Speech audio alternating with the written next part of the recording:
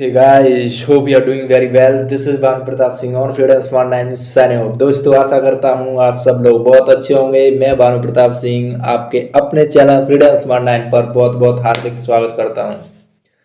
बिल्कुल दोस्तों, जैसा आप देख रहे हैं बिल्कुल सही है। हम लोग कवर करेंगे मेडिवल हिस्ट्री ऑफ इंडिया, वो भी एक इस तरीके के साथ में कि किसी को अगर बोरिंग लगती भी है हिस्ट्री तो मैं गारंटी देता हूँ किसी को बोरिंग नहीं लगेगी और उसे कहानी में ही कहानी, बातों ही बातों में ना याद हो जाए पूरी हिस्ट्री, मेडिवल हिस्ट्री। उसके साथ और भी देखेंगे बेटा, पूरा का पूरा बायोग्राफी के रूप में और पूरा याद करा के जाऊंगा भाई साहब। ठीक, चलिए तो आज जो हम स्टार्ट करेंगे बेटा वो करेंगे आपकी बायोग्राफी ऑफ मोहम्मद गजनवी। इनके साथ साथ उनका पूरा देखेंगे, इन्होंने कहाँ पर क्या किया, भारत में इनका आने का पर्पज क्या था।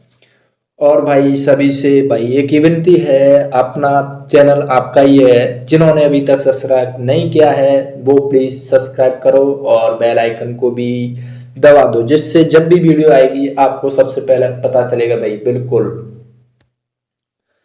आप मुझको जानते ही होंगे, मैं भानु प्रताप सिंह, आपका छोटा भाई या किसी का बड़ा भाई। ठीक, चलिए पहले देख लेते हैं आपकी जो मेजर डायनेस्टी ऑफ दिल्ली सल्तनत की जो थी आपकी। पहले स्लेव डायनेस्टी होती है भाई साहब। सर स्लेव डायनेस्टी सर आप बता रहे हो तो सर आपको स्टार्टिंग करनी चाहिए थी सर। कोई ये बोलने वाला है कि आपको सर कुतुबुद्दीन ऐबक से स्टार्ट करनी चाहिए थी। नहीं रे बाबा, क्या बैकग्राउंड नहीं समझना है क्या? बैकग्राउंड भी जानेंगे ना।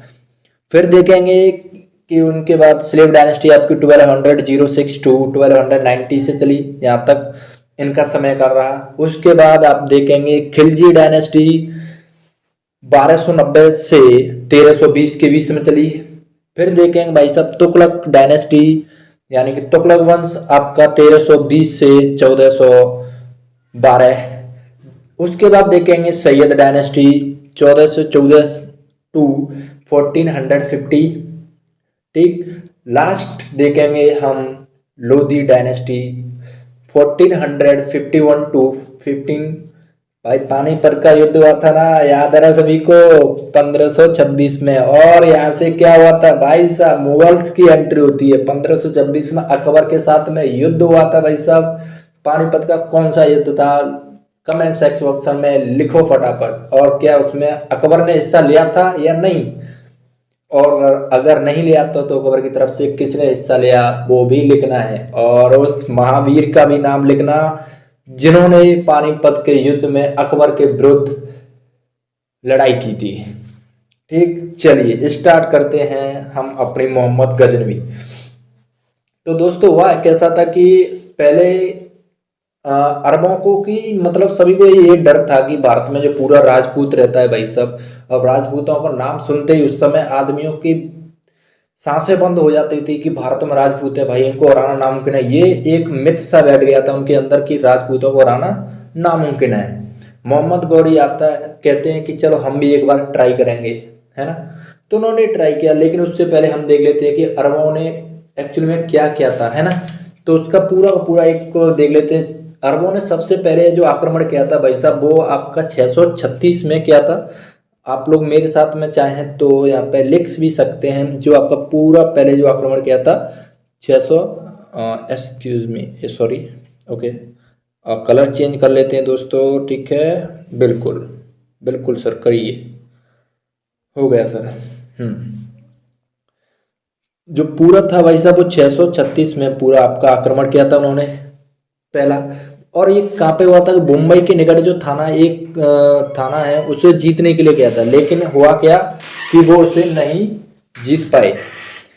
वो उनका आक्रमण पूरा का पूरा क्या रहा, बिल्कुल असफल रहा, नस्ते नाबूद रहा और वहां पे वो बिल्कुल विजयी नहीं हो पाए। देन हम देखेंगे कि उसके 636 के बाद भी उन्होंने हार नहीं मानी और फिर भी उन्होंने आक्रमण करते रहे। भड़ौच पर किया, लेकिन उसके बाद मकरान पे भी किया। खाड़ी के जो आपकी मकरान की देवल की खाड़ी और मकरान के आक्रमण होते रहे, लेकिन क्या कि उन्हें सफलता वहां पर नहीं मिली। लेकिन उसके बाद होता क्या है कि आप लोगों ने पढ़ा भी होगा, इसके बाद ये था कि भाई दोस्तों आपके अल हजाज और उनके दामाद कौन थे भाई साहब, दामाद और भतीजे कौन, मोहम्मद बिन कासिम जिन्होंने भी आक्रमण किया था और उनका आक्रमण सफल भी रहा था, है ना। लेकिन भारत पर आक्रमण करने वाला पहला जो मुस्लिम शासक था वो मोहम्मद बिन कासिम था, आप सब लोग जानते हैं। और मोहम्मद बिन कासिम ने सिंध पर 712 ईस्वी में अपना जीत लिया था, है ना। 712 ईस्वी में, एक सेकंड में यहाँ पे लिखता हूँ आपका 712, बिल्कुल दोस्तों इसे ध्यान रखना बिल्कुल। मैं मोहम्मद बिन कासिम पर भी अपना बायोग्राफी लेकर आना चाहिए था मुझे, कोई नहीं, लेकिन चलते हैं मोहम्मद बिन कासिम पर, हम देखते हैं ना इसके बाद में। तो मोहम्मद बिन कासिम ने भी यहाँ पे अपना पूरा 712 में आक्रमण किया और बिल्कुल सफल रहा।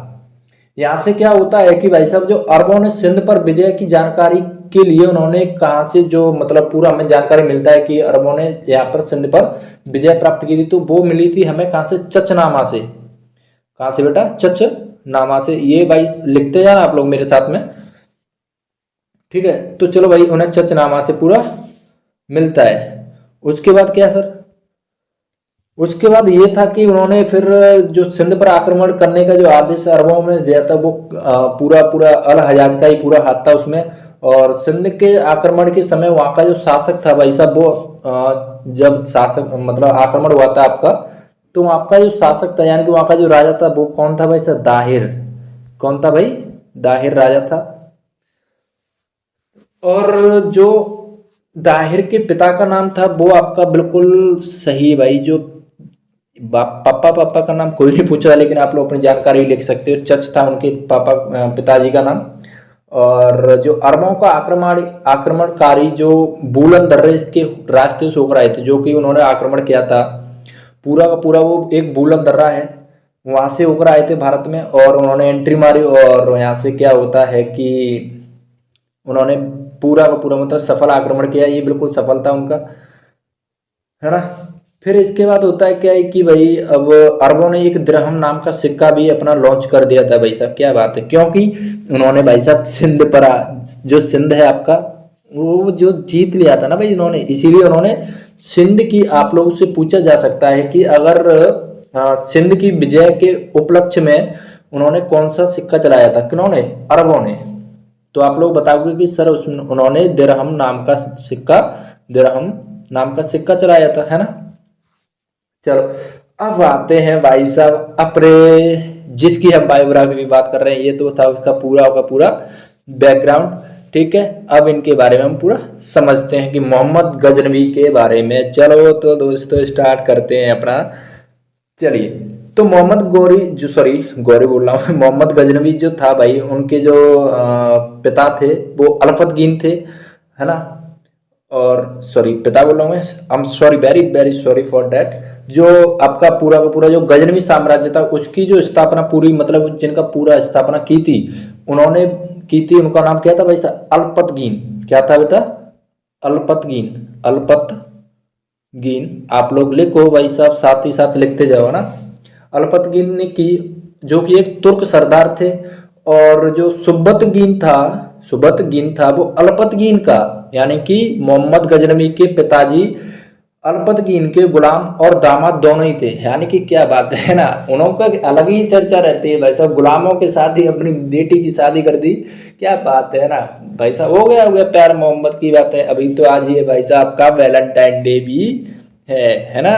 तो आप लोगों ने किसी को कुछ किया वो अच्छी बात है, किया होगा, अपने काम आने वाले हो तुम लोग हैं। चलो भाई, अब यहाँ से आगे जैसे ही क्या होता है कि जो सुबतगीन था भाई साहब वो उनके दामाद वगैरह थे। तो जो मोहम्मद गौरी थे, सॉरी सुबतगीन था, वो आपका जो गद्दी पर बैठा, वो आपके 977 पर आपका गद्दी पर बैठता है। और उसके बाद क्या होता है कि भाई साहब सुबतगीन की जैसे ही मतलब आपका 997 में उनका जैसे ही मृत्यु होता है, तो उनके लिए होता क्या है कि भाई साहब उसके दो बेटे थे, है ना। एक का नाम आपका मोहम्मद गजनवी था और जो आपके बड़े बेटे थे उनके, उनका नाम था आपका इस्माइल। अब भैया दोनों के बीच में हो जाता है। अच्छा, आई एम वेरी सॉरी यार, यहाँ पे 998 होगा ना, मैंने 7 लिखा था, कोई दिक्कत नहीं। चलिए, तो और उनके जो बड़े बेटे थे उनका नाम क्या था, इस्माइल, और छोटे बेटे का मोहम्मद गजनवी। अब भाई साहब मोहम्मद जो आपके सुबदगीन है, उन्होंने पूरा पूरा राज्यपाट किसको दे दिया भाई साहब, अरे आप लोगों को पता है ना, किसी को दिया, इस्माइल को। भाई साहब मोहम्मद गजनवी को ये बात है सही नहीं लगी, उन्होंने कहा भाई साहब ऐसे कैसे कर सकते हो, मेरे होते हुए इसको कैसे, भाई साहब ताकत दिखाई उसने अपनी, वो भाई साहब अपने भाई के साथ में उसने संघर्ष कर दिया। और आप लोगों को पता है किसकी जीत होने वाली है, इसकी, वही यार मोहम्मद गजनवी की जीत होती है। और जो है आपके मोहम्मद गजनवी जो है बगदाद के खलीफा कादिर सुल्तान का पद भी हासिल करने वाले पहले ऐसे सुल्तान बने भाई साहब, जिन्होंने मान्यता प्राप्त की, बिल्कुल, है ना। उसके बाद लेकिन उन्होंने खलीफा से ही की थी, ठीक है, खलीफा, ऐसा नहीं था कि उन्होंने खलीफा से आज्ञा नहीं ली, बगदाद से बिल्कुल आज्ञा ली थी उन्होंने, है ना। उसके बाद उन्होंने सुल्तान की जो है पदवी धारण की। अब यार होता क्या है कि बहुत सारे लोग कहते हैं कि उन्होंने जो है भारत के साथ बहुत गलत किया, है ना।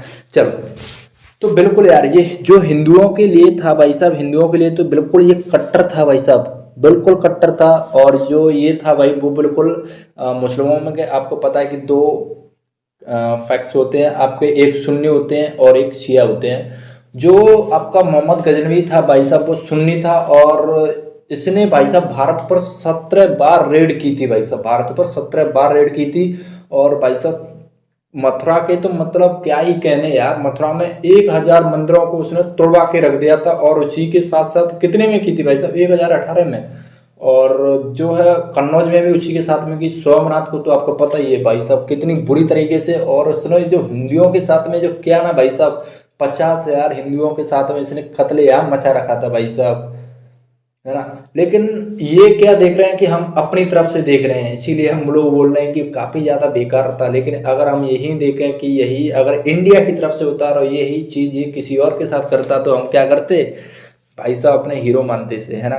तो यही चीज़ उनके लिए सेम है और हमारे लिए अलग है ना। तो ये सब तो चलता ही रहता है, क्योंकि एक बहुत अच्छा राजा था भाई साहब, एक अच्छा खासा जनरल था, है ना। युद्ध की अच्छी खासी समझ थी, ऐसा नहीं था कि भाई साहब से समझ थी सन की था, ऐसा कुछ नहीं था, पूरा का पूरा समझ रखने वाला व्यक्तित्व था ये, ठीक है। तो अपन लोग देखें कि इसने भारत पर जो 17 बार आक्रमण किया था, उनमें से जो पहला आक्रमण उन्होंने स्टार्ट किया था अपना 1000 ईसा पूर्व से किया था। और जो लास्ट आक्रमण किया था भाई साहब वो आपका आई एम सॉरी टू से, एक सेकंड, हाँ अब सही है।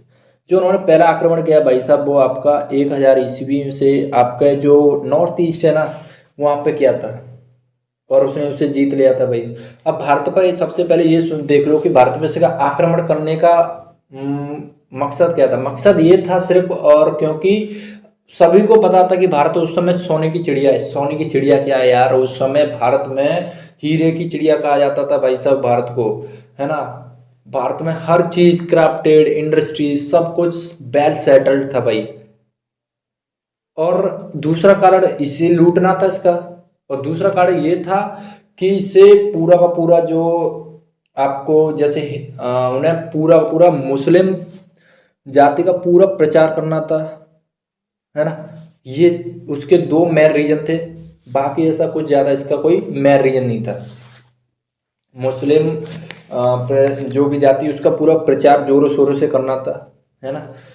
तो पहला जो आक्रमण करता है भाई साहब वो आपके कुछ जो नॉर्थ ईस्ट के फ्रंटियर होती थी उन पे उसने आक्रमण किया, और किलाओं को भी उन्होंने जीता। काफ़ी ज़्यादा किले हुआ करते थे भाई साहब। और इसको फ़ायदा कैसे मिला, क्यों पता है, क्योंकि इसे ये पता चल गया था कि उस समय जो राजपूत थे उन्होंने भाई साहब एकता है ही नहीं। अब जहाँ पे आप लोगों को पता है कि जहाँ पर आप लोगों के पास यूनिटी नहीं होती है तो वहाँ पर क्या ही करेंगे ये लोग, है ना। वहाँ पे तो वैसे ही आप लोग हार जाते हो, आपने लोगों ने देखा भी है यार, है ना। तो जहाँ पर यूनिटी नहीं, इसने उस चीज़ का फायदा उठाया, नहीं तो भारत को हराने वाला कोई औकात नहीं रखता था भाई साहब भारत को। उस समय राजपूतों के वो वर्चस्व था। लेकिन क्या कि भारत में तो भाई साहब सभी को एक एक समय में बढ़ गए कि नहीं हमें भाई ये नहीं करना है, हम आपके साथ नहीं रह सकते, हमें अपना अलग से किंगडम बनाओ भाई। लेकिन उसी का फायदा उठाया आपके आताताई एक मोहम्मद गजनवी जैसे इंसान ने अपने भारत की रेड कर दी, बिल्कुल तबाही तबाही लगा लगा रखी थी पूरे भारत में। उस तरीके का इंसान था, है ना। चलिए, दूसरी बार जो आक्रमण करता है भाई साहब वो करता है आपका 1001 ईस्वी में स्टार्ट करता है। और जो ये था कहाँ पर था भाई साहब, गजनवी के बिल्कुल पेशावर के निकट हिंदू शाही राजा जो आपके जयपाल थे वहां पे। जयपाल जैसा राजा बहुत तगड़ा राजा था, लेकिन उसने उसे भी हराया, है ना, राजा को हराया। और उसके बाद क्या होता है कि जैसे ही जयपाल को मतलब वो हरा देता है तो जयपाल वहां से हट जाता है भाई अपना। लेकिन उसका जो बेटा आता है ना, उसके बाद वो उसका बेटा बैठता है गद्दी पर। ठीक है, यानी कि उनकी जो मृत्यु कर दी जाती है तो उनके बाद उनका बेटा बैठता है गद्दी पर। उसका नाम क्या था? आनंदपाल, बिल्कुल आनंदपाल। अब आनंदपाल को ये पता चल गया था कि अगर हमें इनसे लड़ना है, इसे इस खूंखार से हमें लड़ना है तो हमें सबको एक होना पड़ेगा। और इसके लिए आनंदपाल ने हर किसी, जो भी जितने भी आपके छोटे छोटे वहाँ पे विरासतें थी, जितने भी छोटे छोटे आपके राज्य थे, उन सभी के पास गया, है ना। उन सभी से ये बोला भाई साहब अगर हमें इन्हें हराना है तो एक होना पड़ेगा। और उसने वो कर भी दिखाया। सबसे पूरा का पूरा मतलब भारत का उस समय हर महिला तक ने साथ दिया था आनंदपाल का।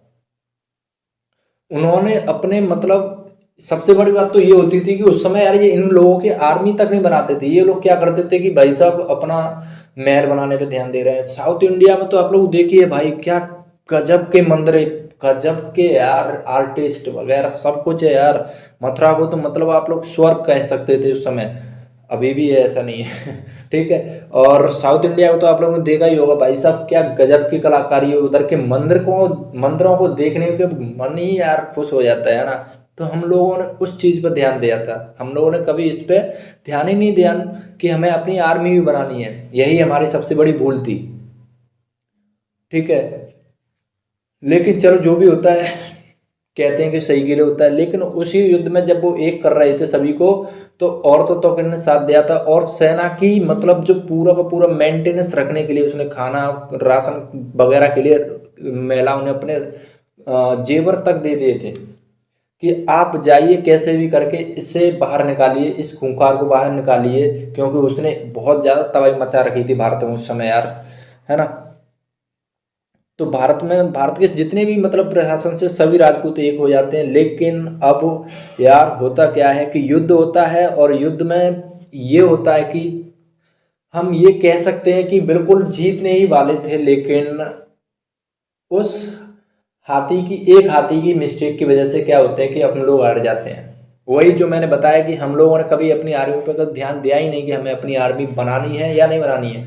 तो अब हाथी उस समय युद्ध की तरीके से ट्रेंड नहीं था बिल्कुल भी। उसे ट्रेनिंग कुछ दिया ही नहीं यार आप लोगों ने, और आप लोगों ने सीधा उसे उतार देते हो आप युद्ध की भूमि में, तो क्या काम करेगा वो।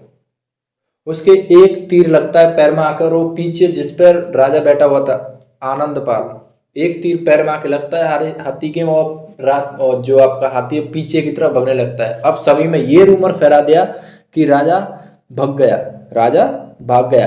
तो इससे क्या होता है कि पूरा का पूरा, जब आप लोग कहते हैं कि राजा भाग जाता है तो पूरा पूरा युद्ध ही वहां पे समाप्त हो जाता है। तो ये चीज हो गई थी यार, तो सभी ने फिर हार मान ली, क्या ही करते फिर।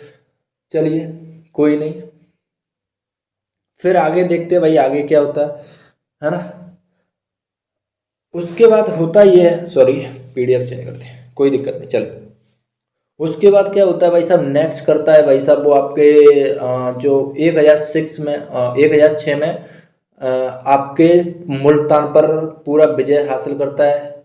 उसके बाद भाई साहब 1018 ईस्वी मोहम्मद गजनवी ने कन्नौज, और 1018 में ही उसने आपके मथुरा के 1000 मंदिरों को बिल्कुल तोड़वा के रख दिया, नस्ते नाबूद कर दिया था। इतनी सुंदर सिटी को उन्होंने पूरा बर्बाद कर रखा था। और जबरदस्ती जो मतलब हिंदुओं थे उनके पास तो यार कुछ चारा ही नहीं छोड़ा, सभी को कन्वर्ट करता जा रहा था। जो अगर नहीं राजी कन्वर्ट होने के लिए उसे मौत के घाट उतारा जा रहा था बिल्कुल।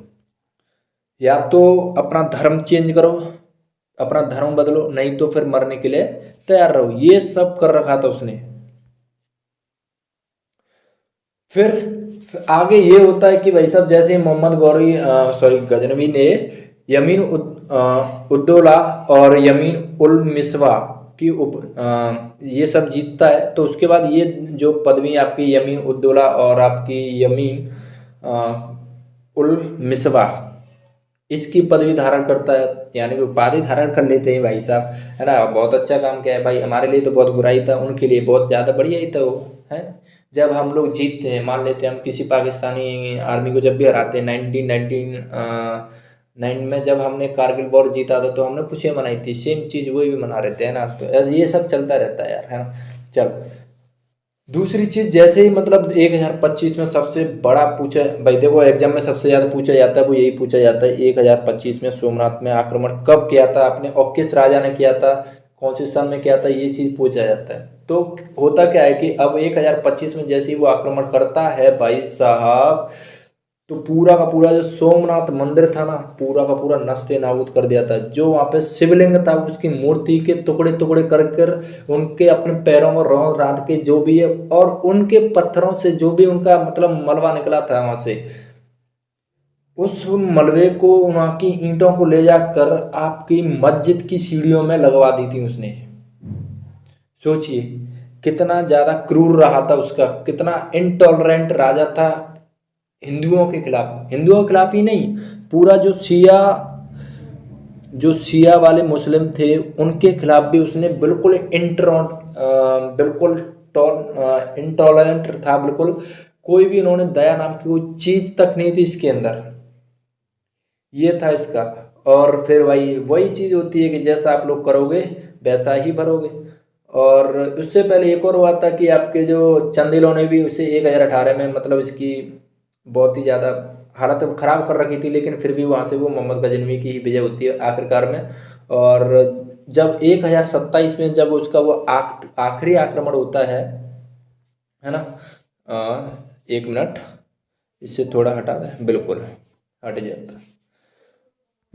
जब 1027 में जब इसका लास्ट आक्रमण होता है भाई, तब होता ये है कि जाटों के विरुद्ध जाता है। जाटों को पता चलता है कि भाई साहब जा रहे हैं इसने, और जाटों को ये पता होता है कि इस साले ने हमारा जो इंडिया है इसने इतना बर्बाद कर रखा है, तो उसे उनका मतलब पूरा पूरा गुस्सा निकालने के लिए क्या करता है, जाट लोग क्या करते हैं कि इसके मतलब पूरा बहुत ज़्यादा नुकसान कर देते। जो भी ये भारत से लूट कर ले जा रहा था उसने पूरा जाटों ने पूरा पूरा उसमें से कुछ लूट लिया। अब उसको भाई साहब मोहम्मद गौरी क्या करता है, 1028 में आता है और सबसे पहले वो कुछ नहीं देखता, जाटों को ख़त्म करता है ना। तो जाटों के खिलाफ भी इसने काफ़ी ज़्यादा हत्याएं की यार, है ना। सॉरी। और फिर जैसा वही है, जैसा आप लोग करोगे वैसा ही होगा भाई साहब। और लास्ट में इसकी जो 30 अप्रैल सबसे ज़्यादा मोस्ट जो मानी जाती है कि इसकी 30 अप्रैल 1030 में इसकी मृत्यु हो जाती है ना। और जो इसके मुख्य दरबारी कवि थे भाई, वो आप देखना कि एक तो उतवी थे, ध्यान रखना, पूछा जाता है पेपरों में आपके में, उतवी उतवी, है ना, जिन्होंने कि आपकी एक किताब जो रचना की है, उनकी जो किताब थी वो थी आपकी किताब उल यामिनी, किताब उल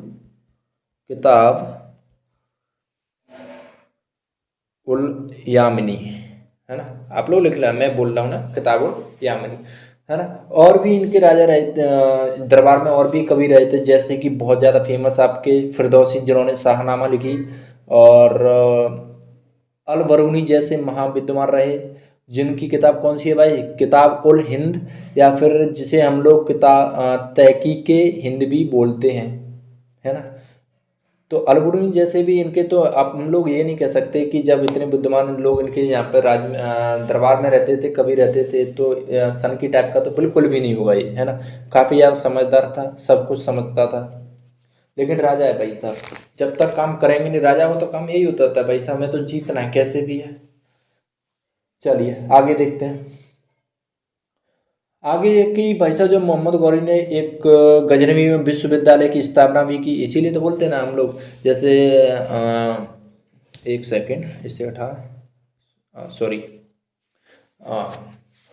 जैसे अपने यहाँ पे बहुत सारे विक्रमशिला है, आपके नालंदा विश्वविद्यालय यहाँ पे स्थापना की थी, इसी प्रकार इसने भी आपकी जो मोहम्मद गजनवी ने गजनवी में विश्वविद्यालय की स्थापना की, इसीलिए भाई साहब वहाँ के लोग इसे पूछते हैं। और आप लोगों को पता है कि मोहम्मद गजनवी के आपके कितने, सॉरी, बिल्कुल, दो पुत्र थे। एक का नाम आपका मसूद था और दूसरे का नाम मोहम्मद था। और जो है, जब सोमनाथ, कहूँ यार, इसने यार हिंदुओं के खिलाफ तो बहुत ज़्यादा यार इंटरवेंट दिखाना ही था यार। पता नहीं इन्होंने, सभी जितने भी राजा आए हैं, मुस्लिम राजा आए हैं, उन्होंने हिंदुओं के खिलाफ तो पूरा पूरा बेड़ा गर्क कर रखा था भाई। सब 50,000 हिंदुओं को उसने कत्लेआम मचा दिया था उस समय, है ना। पर जो भी है भाई, जो भी जैसा करता है सभी के साथ वैसा ही होता है। चलो कोई दिक्कत नहीं, हम सब देख लेंगे। तो बिल्कुल दोस्तों, अभी आपने जो देखा पूरा पूरा आपने मोहम्मद गजनवी के बारे में देखा। नेक्स्ट जो हम पढ़ेंगे बेटा, आपका क्या बोलते हैं, मोहम्मद गौरी के बारे में। मोहम्मद गौरी के बारे में पूरा पूरा नेक्स्ट सीरीज कल होगा, उसका पूरा कल अपन लोग कंटिन्यू करेंगे। और थोड़ा अपनी रफ्तार बढ़ाएंगे। एक पार्ट आपका सुबह को अपलोड हुआ हुआ करेगा, दूसरा पार्ट आपको शाम को मिल जाया करेगा, ठीक है। तो जिन भाइयों को मेरा अगर ये मेरा सही लग रहा है तो प्लीज़ यार, अपना ही आपका ही चैनल है, सब्सक्राइब करो। और चैनल को जितना हो और भी अपने फ्रेंड सर्कल में से शेयर करो, और उनसे भी बोलो भाई साहब शेयर कर, सब्सक्राइब करें। बाकी मिलते हैं कल। खुश रहो, पढ़ते रहो। This is Bhanu Pratap Singh signing off. जय हिंद दोस्तों।